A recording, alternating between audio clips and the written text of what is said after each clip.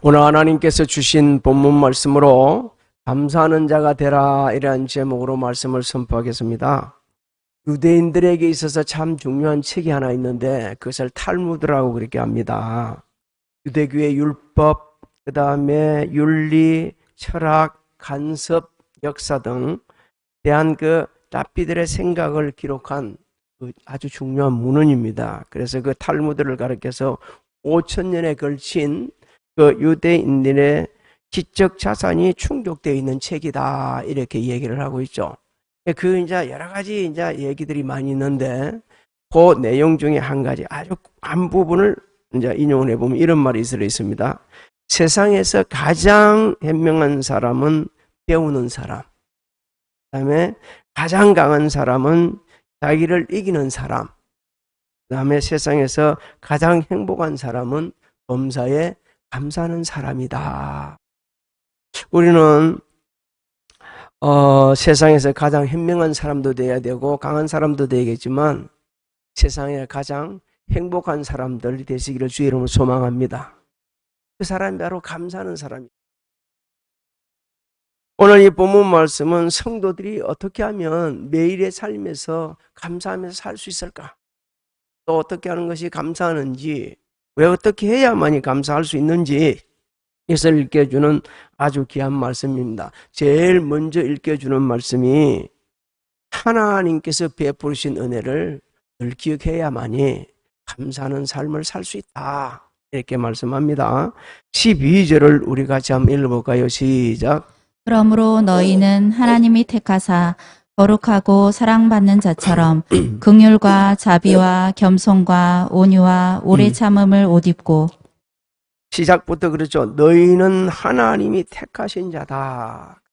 이게 여러분 이것이 하나님의 은혜입니다. 하나님이 우리를 택해 주셨어요. 이 택하다는 말을 갖다가 단어를 좀 들여가다 보면 중요한 세 가지 단어가 나오는데 하나는 선택하셨다. 그 다음에 또 하나는 높여주셨다. 그 다음에 또 하나는 귀중한 존재가 되게 해주셨다. 이런 의미가 함께 있습니다. 이게 이제 우리가 굉장히 중요한 게 하나님께서 선택하심으로 말미암아 우리가 귀중한 존재가 되었습니다. 하나님께서 선택해 주심으로 말미암아 우리가 참 비참하고 행편없이 살아야 될 사람들이 높여지게 되셨어요. 그래서 하나님께서 오늘 이렇게 말씀해 주고 있죠. 하나님이 택하사 거룩하고 사랑받는 자들로 변화되셨다. 여러분, 거룩하고 사랑받는 자들로 새로운 피조물, 새로운 존재로 바꿔졌다는 거예요. 성경은 하나님께서 우리를 선택하실 만큼 우리가 그런 대단한 사람이 아니었다고 말씀하고 있습니다. 본질상 진노의 자녀들이었고 죄와 허물로 죽은 자들이었고 그런데 하나님의 은혜로 예수 그리스도와 함께 죽은 자 가운데서 살려주셨다 이렇게 말씀하고 있습니다. 그래서 우리 하나님의 은혜를 늘 기억해야 됩니다. 진노의 자식들이 죄와 허물로 죽은 자들을 하나님께서는 만세전에 선택해 주시고 예수 그리스도로 말미암아 우리를 존귀한 자들로 새로운 인생으로 변화시켜 주셨습니다. 그 은혜를 생각할 때마다 자신의 생이 아무리 좀 비참하고 힘들고 어렵더라도 우리는 감사할 수밖에 없는 그런 삶을 산다는 거예요. 때로는 사회에서, 때로 직장에서, 또 사업장에서, 또 우리 이웃에서, 심지어 교회 안에서까지 차별받고 또 어떤 데는 막 미움당하고 유혹하고 눈에 보이도록 말이에요. 눈을 찌푸리고 이럴 수도 강함을 당할 수 있거든요. 여러분 그럴 때 너무 슬퍼하지 마시고 하나님께서 우리를 존귀한 자로 세워주셨습니다. 거룩하고 세상에 그 악한 분리될 수 살도록 만들어주셨어요. 하나님의 사랑받는 존재로 세워주셨습니다. 그래서 우리는 감사하면서 살아야 됩니다.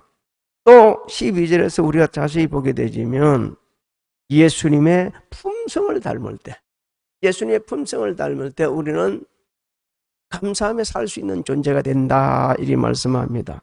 자, 하나님의 은혜로 새로운 존재가 되셨어요. 그렇다면 뒤에 이어서 나옵니다. 뭐 하랍니까? 긍휼과 자비와 겸손과 온유의 오래 참음의 무엇을 입어라? 그 옷을 입어라 이렇게 말씀합니다. 여러분, 옷을 입는다는 것은요, 성품을 바꾸는 걸 말합니다. 우리 성품을 바꾸는 거예요. 그러니까 예수 믿기 전 우리가 살아왔던 그런 성품을 싹 버리고 이제 하나님의 은혜 선택받은 자로서의 살아야 되는데, 그 성품이 바로 예수님의 성품이고 우리 전 삶의 영역에서 드러나는 것이 바로 그때에 우리가 감사하며 살 수가 있다, 이렇게 말씀하는 겁니다. 그럼 어떻게 하면 우리의 삶의 전 영역에서 예수의 성품이 드러날 수 있을까? 하루아침에 그리 될 수 있을까? 거의 불가능합니다. 거의 힘듭니다. 우리 수십 년 예수 믿지 않았습니까? 그리고 저는 목사요, 장로요, 권사요, 집사요, 직분이 있다고 그럽니다. 근데 우리 삶에 예수의 성품이 드러나는 부분이 그리 많이 있나요? 너무 지극히 작은 것에서도 우리의 인격이 드러나고 우리의 부패한 심령이 드러나고 있지 않습니까? 예수님 닮은 성품 우리 사람 전전에서 드러나면 하나님의 말씀을 날마다 묵상해야 합니다. 그리고 그 말씀을 내 삶 속에 적용해야 돼요. 그럴 때에 성경은 시편에서 가르쳐 주잖아요. 시절을 쫓아 무슨 가실이라는 게 큰 열매를 맺고 삶의 풍성한 열매를 맺고, 물론 그런 것도 있겠지만 예수의 인격이 드러나는 거예요. 하나님의 자녀의 삶이 드러나는 거고, 이로 인해 많은 사람에게 미치는 영향이 대단히 크다는 겁니다. 또 예수님과 날마다 동행하는 삶을 살아야 됩니다. 오늘 하루도 주님과 동행한다는 고백을 하시기 바랍니다. 그리고 그렇게 소망하시기 바랍니다. 그러면 주님과 동행하는 거예요. 성령을 따라 살고 성령을 따라 행할 때에 예수 그리스도의 품성이 우리를 통해 나타나는데, 첫 번째 나타나는 게 뭐라고 그럽니까? 긍휼한 마음이다. 긍휼이란 말은 불쌍히 여기는 마음, 동정심, 따뜻한 마음을 의미합니다. 우리가 예수님의 품성을 닮으면 어떤 사람이든 상대가 어떠하든지 상관 안 하고 누구인지 상관하지 않고 불쌍히 여기는 마음을 가지게 된다는 거예요.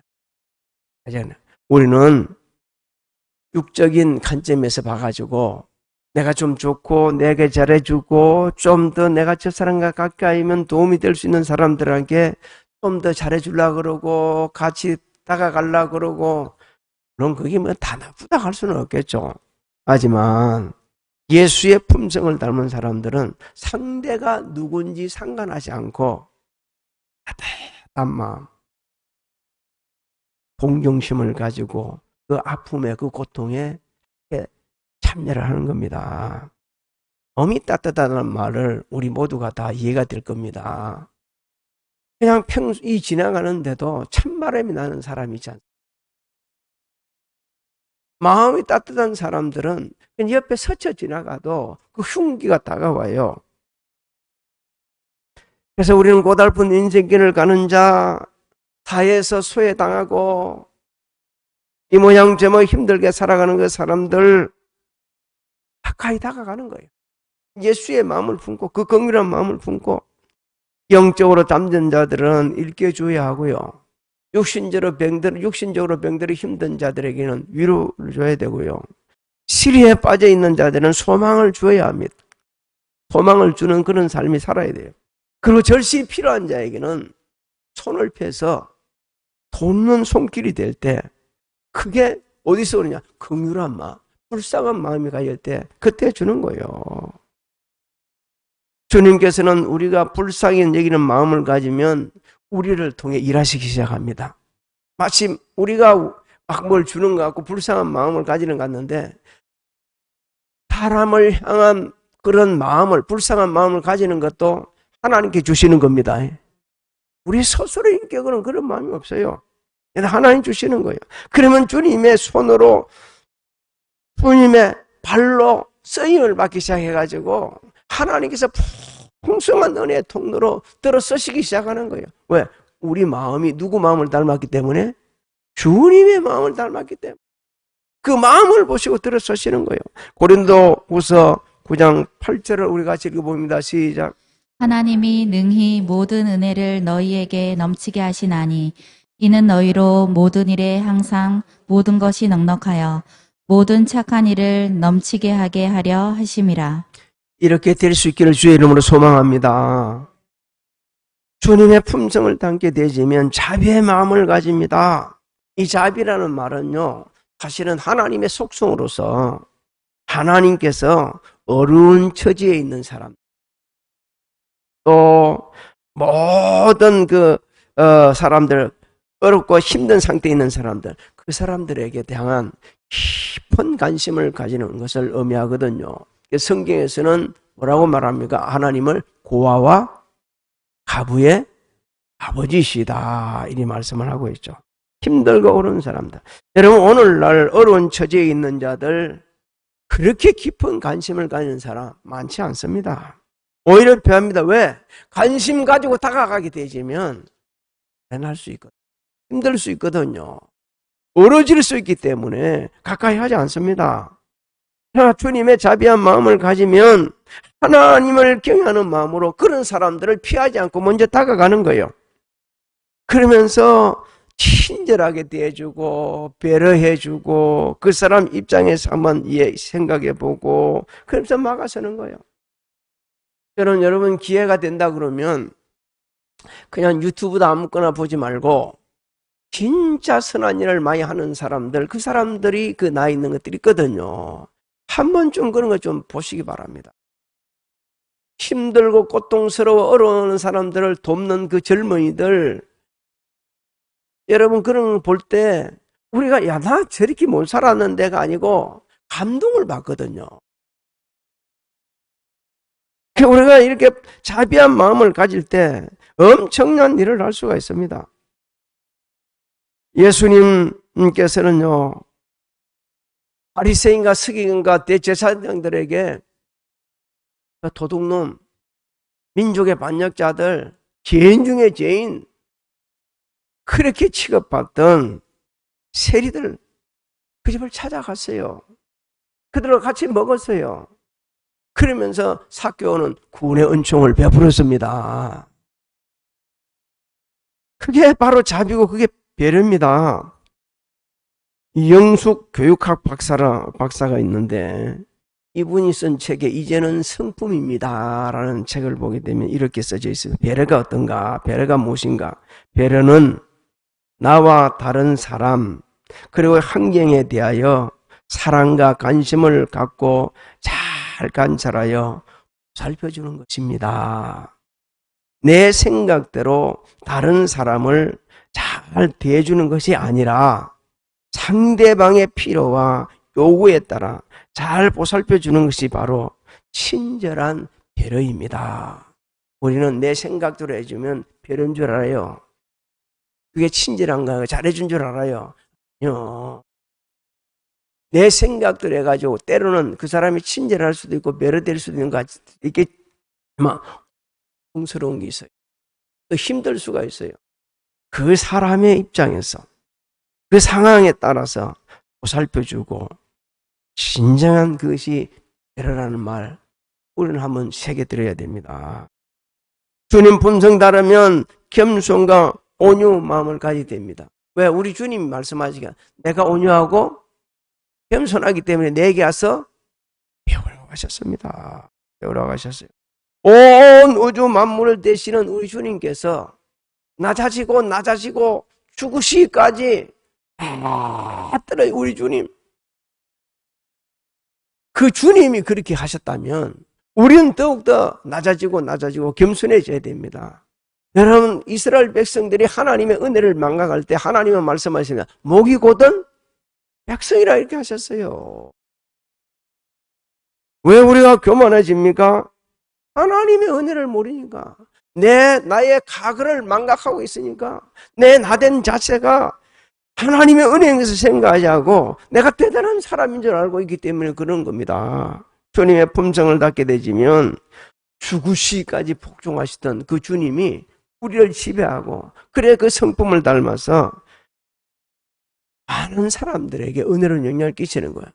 내가 본인이 알아요. 나는 별로 바르지 못하지만 온유하고 겸손한 사람이 있으면 사람을 좋아합니다. 그때 우리 주변에 많은 사람들을 새롭게 변화시키고 하나님께 감사하고 또 새로운 인생으로 달려가는 기적의 역사가 일어나죠. 주님 품성 닮으면 오래 참고 용납하고 용서한다고 말씀하고 있습니다. 여러분, 오래 참는 것 우리 잘못 알고 있는데 무조건 막 꽉 참고 있는 것요, 그렇게 못 참습니다. 누구도 그렇게 참을 수 없어요. 무조건 참는 거 아니에요. 병듭니다. 더 나빠질 수 있어요. 그렇게 못 참습니다. 어떻게 할 때 우리가 이렇게 오래 참을 수 있느냐? 하나님을 신뢰할 때, 하나님을 의지할 때, 모든 상황을 하나님께서 변화시켜가지고 합력하여 선을 이루어줄 것을 믿기 때문에 그때 우리는 참고 가는 거예요.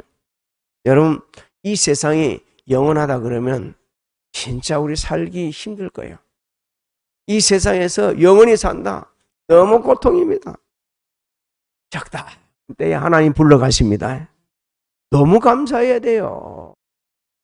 너무 행복해야 돼요.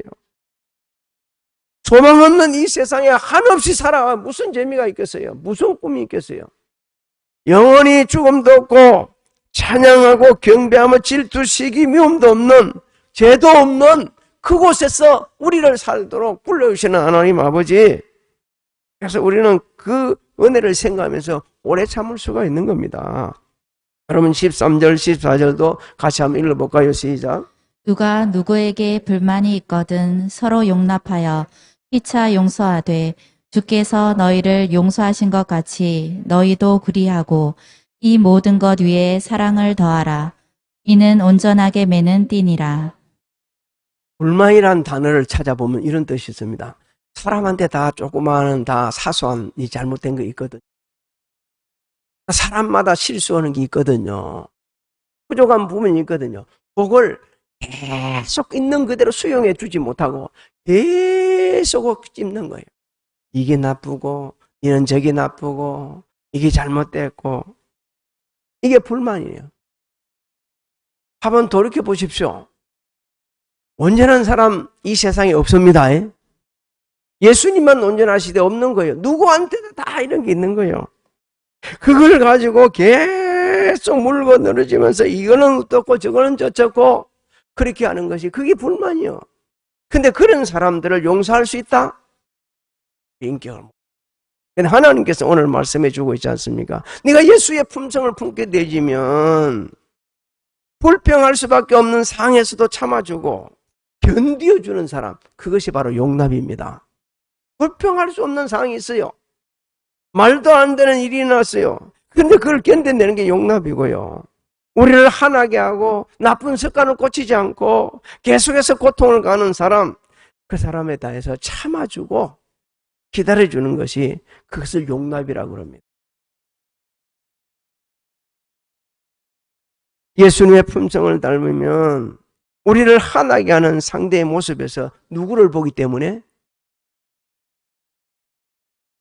나의 미천한 모습을 보고 나의 부족한 것을 보고 내 모자란 것을 보거든요. 남들한테 수용하지 못하고 불만을 토로하는 사람들은 한 번도 말씀의 거울에 자기 자신을 본 적이 없는 사람이에요. 하나님의 말씀의 거울에 보시면 히브리서 4장 12절 13절에 말씀하고 있지 않습니까? 안 드러나는 게 없다고. 벌거벗은 것처럼 다 드러난다고 하지 않았습니까?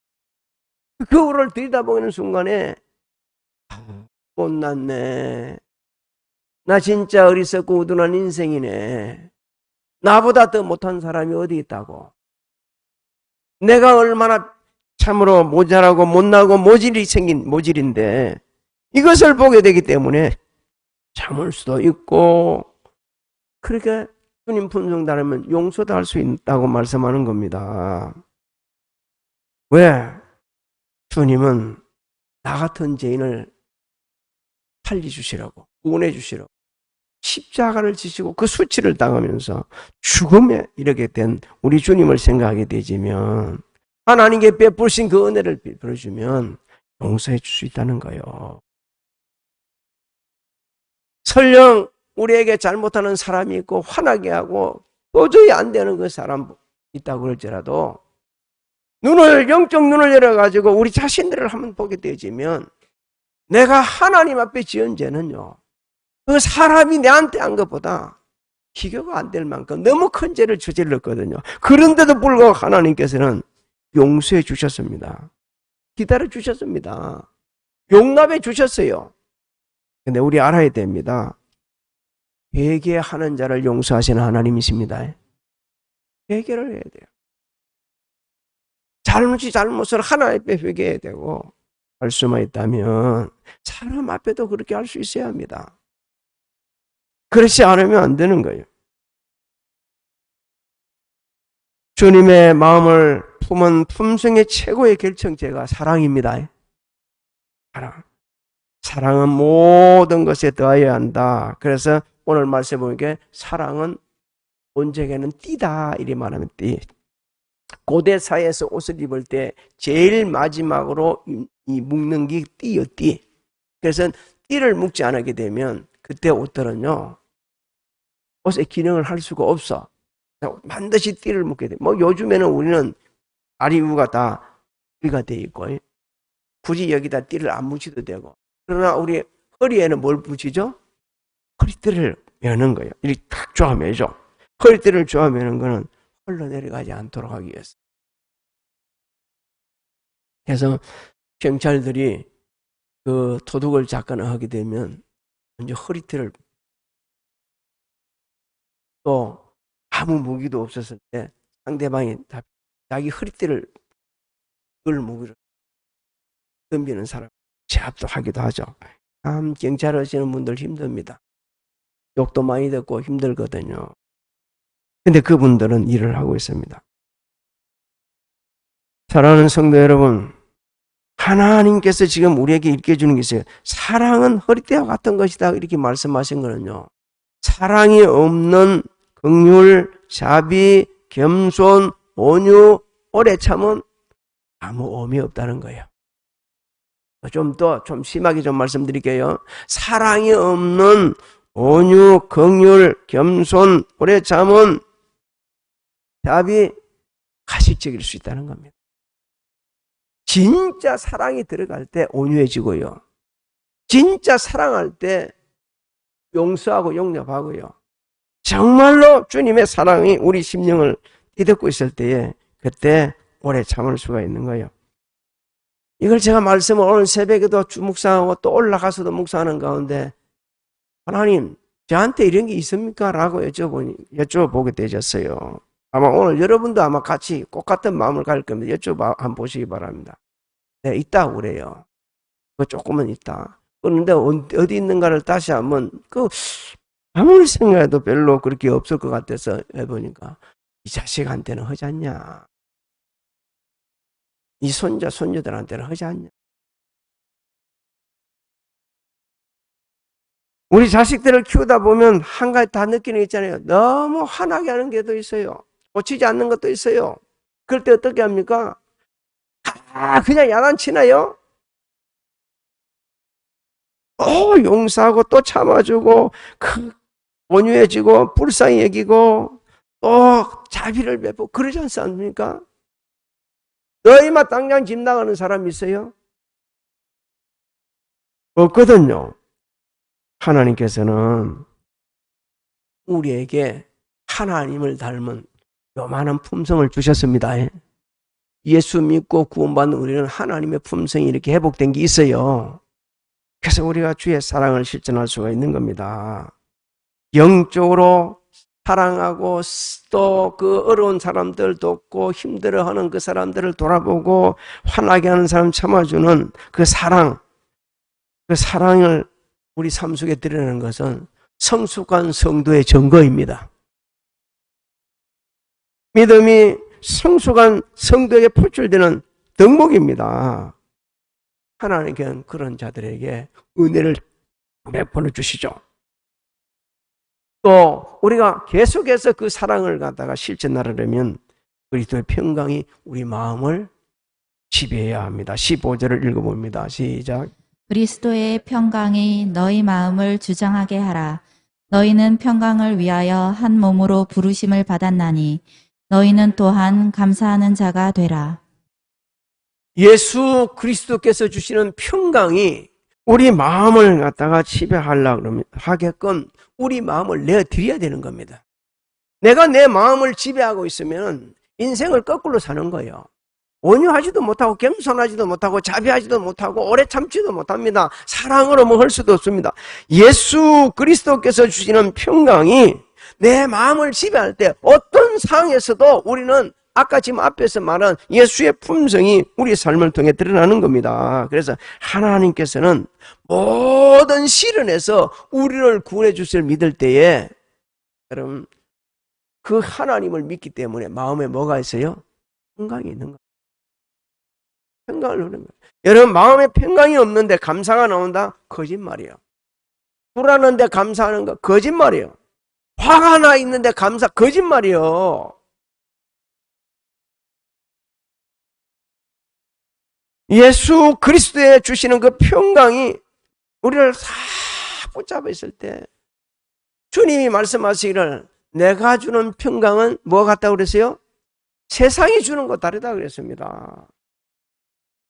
어떤 상황에서도 우리는 주님이 평강이 우리를 지배하게 되지면 자유함을 누리고 그때 불평과 불만, 원망이 사라지고 미움, 시기질 때도 사라지는 겁니다. 사탄은요 우리 마음이 불안할 때 파고 들어오는 거예요. 너무 시기질 때 그걸 파고 들어오는 거예요.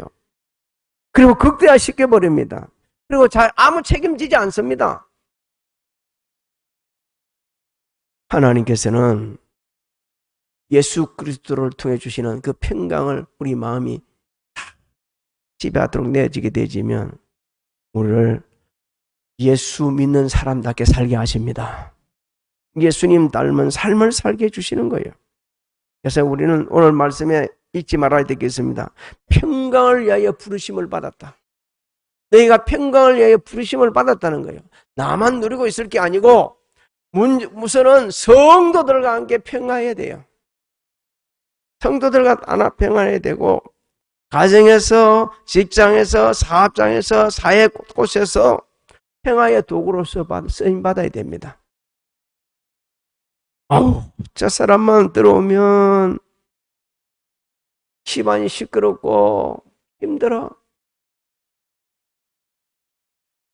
주로 아버지만 들어오게 되면 집안이 시끄럽고 힘들다는 말을 많이 듣죠. 한옥은 어머니 때문에 그럴 수도 있다고 말은 하지만 주로 타겟이 아버지입니다. 그런데 아버지들이 그렇지 않거든요. 딱 보니까 말이요. 이거 뭐 잘못된 것 같아. 그래서 얘기하는 거지. 분란을 일으키려고 그러는 아버지는 아무도 없습니다. 아버지가 한마디 하는 거는요. 아버지가 집에 들어가가지고 얘기하는 건요. 가정의 평강을 위해서, 행복을 위해서, 자식을 사랑해서 그렇게 하는 겁니다. 누가 죽으라고 그러는 사람이 있어요? 없거든요. 이 받아들이는 게 굉장히 중요한 거예요. 그럴 때 우리 모두는 감사로 받아들이시길 주의 이름으로 소망합니다. 아내가 말을 할 때 어떻게 받아들여요? 근데 우리는 감사로 받지 못하고 어떻게 받죠? 아우, 또 잔소리 하네. 또 우리가 화가 나는 게 또 있죠. 아내들은 할 말 싹 다 하고 나서 남편이 한 말 더 하면 이제 남자가 그렇게 말이 많냐? 한마디 했는데. 근데 이게 또 감사가 안 되는 거예요. 그런데 하나님께서 말씀합니다. 우리의 마음을 평강이 지배하고 화목하고 평강을 힘쓰게 되면 감사하는 자가 된다. 할렐루야. 감사하는 자가 되는 거예요. 하나님께서 베푸신 은혜를 기억하면 주님의 품성을 담게 되지면 건강할 때도 감사하고 육신이 연약할 때도 감사하고 아파도 감사하고 성공해도 감사하고 실패해도 감사하고 모든 영광을 하나님께 돌리면서 감사하는 자가 되는 겁니다. 미국의 28대 대통령을 지낸 분이 윌슨입니다. 근데 이분이 어릴 때 아버님이 너무 일찍이 돌아가셔가지고 너무 가난하게 삽니다. 그 어머니가 청소를 하고 세탁기를 해주고 남의 집에 세탁기를 해주고 그래가지고 아들을 공부를 시키는 거예요. 이 윌슨은 아주 열심히 공부를 합니다. 그래서 프린스 대학을 가죠. 수석으로 졸업을 하게 되었어요. 그래서 지금도 아마 그러는가 봐요. 수석으로 졸업하게 되지면 미국 대학에서는 졸업생 대표로 연설을 하게 하는 연설을 하게. 그래서 윌슨은 연설을 하게 되면서 이렇게 연설을 합니다. 조금 옮겨볼게요. 오늘의 영광은 첫째로 하나님의 은혜입니다. 둘째로는 교수님의 은혜입니다. 셋째로는 어머니 은혜입니다. 그리고 자신이 이제 금메달을 받은 걸 자기 어머니한테 걸어주면서 어머니 정말 감사합니다. 이 영광은 어머님이 받으셔야 합니다. 라고 연설을 나옵니다. 윌슨은 후에 변호사가 됩니다. 그리고 모교의 교수가 되어지고 학장이 되었습니다. 뉴저지주 지사가 되었고요. 그리고 미국 28대 대통령. 사랑하는 성도 여러분, 검사에 감사하는 자 앞에 악한 사단이 틈타지 못합니다. 감사하는 마음에는요, 불평, 불만, 시기, 질투도 없어집니다. 감사하는 곳에 하나님이 함께 하십니다. 하나님의 평강이 임하십니다. 하나님의 은혜가 임하십니다. 하나님의 기적이 임하십니다. 하나님께서는요, 예수님께서 항상 감사하며 기도할 때마다 응답해 주셔가지고 오병이의 기적을 베풀어 주셨어요. 물이 변화해서 포도주가 되게 하시고 거친 파도가 잔잔하게 해주셨고 죽은 나사로를 살려주셨고 바디메오의 눈을 뜨게 해준 분이 하나님이십니다. 그게 다 감사하는 가운데서 일어난 기적입니다.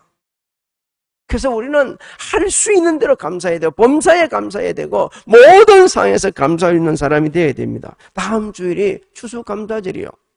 우리는 추수감사절이기 때문에 감사해야 된다는 이 의식을 깨야 됩니다. 매일 감사해야 됩니다. 항상 감사해야 됩니다. 어떤 상황에서 감사하며 살아야 됩니다. 여러분 한번 생각해 보세요. 코로나19 이 시대에 살기가 얼마나 힘든지 몰랐어요. 우리는 이래도 참 감사한 게 너무 많은 게 우리 성도들 그래도 은혜 가운데 살아가고 있습니다. 진짜 죽겠다고 하는 사람들이 있고요. 진짜 죽은 사람도 있습니다. 너무 살기가 힘들었어. 너무 고통이다 죽은 사람도 있었어요. 너무너무 안타깝지 않습니까? 근데 한번 돌이켜 보십시오. 죽을 힘이 있으면 살 수도 있습니다. 얼마든지 살 수 있어요. 하나님의 은혜에 감사하면서 우리가 살다 보게 되면 절대 극단적인 행동하지 않습니다. 여기까지 우리 교회, 우리 성도님들 인도하신 하나님 앞으로도 영원토록 인도해 줄 줄 믿습니다. 범사에 감사하시고 영광을 돌려드려서 그 감사가 또 다른 사람에게 감사로 연결될 수 있는 그런 삶이 우리 모두에게 있기를 예수님의 이름으로 축원합니다. 축원합니다.